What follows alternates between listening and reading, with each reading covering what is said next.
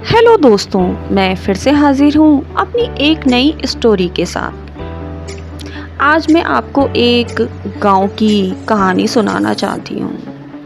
एक गांव में एक सेठ रहता था। उसका नाम धनीराम था।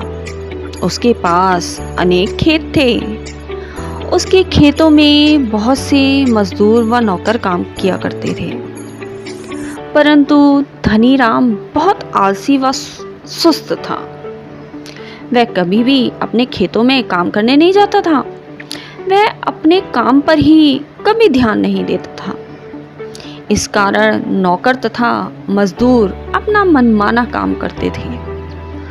वे बहुत कम काम किया करते थे। वे या तो खाली बैठे रहते थे, या फिर इधर घूमते फिरते रहते थे, या गपशप मारते रहते थे।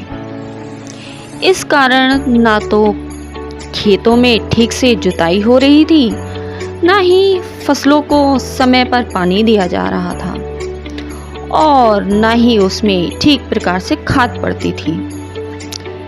खेतों में बीज भी ढंग से नहीं डाला जाता था। खेतों की खरपतवार भी नहीं निकाली जाती थी। इसका परिणाम सिर्फ यह हुआ कि उपज धीरे धीरे घटने लगी और धनीराम निर्धन होने लगा। उसी गांव में राम प्रसाद नाम का एक अन्य किसान भी रहता था। वह बहुत ही निर्धन था। उसके पास खेत भी नहीं थे। वह तो धनीराम के ही कुछ खेत बटाई पे लेके खेती करता था, लेकिन वह बहुत परिश्रमी था।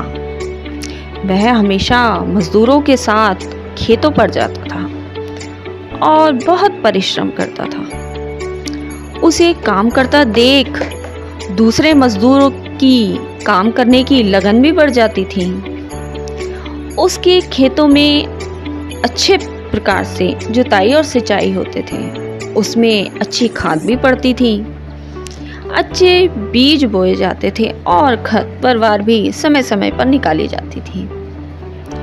इसी कारण उसके खेतों में अच्छी उपज होने लगी। वह खेतों का लगान देकर और उसका खर्च निकालकर बहुत सारा धन बचा लेता था।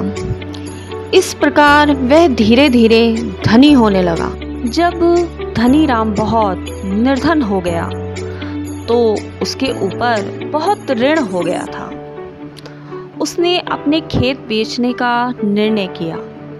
धनीराम का यह निर्णय सुन राम प्रसाद उसके पास आया और खेत खरीदने की इच्छा जाहिर की।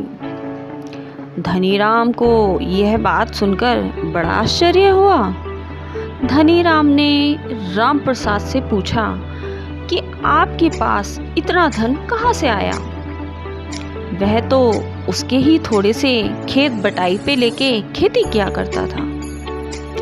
राम प्रसाद ने मुस्कुराकर उत्तर दिया, मैंने अपनी खेती की ही उपज से यह धन प्राप्त किया है।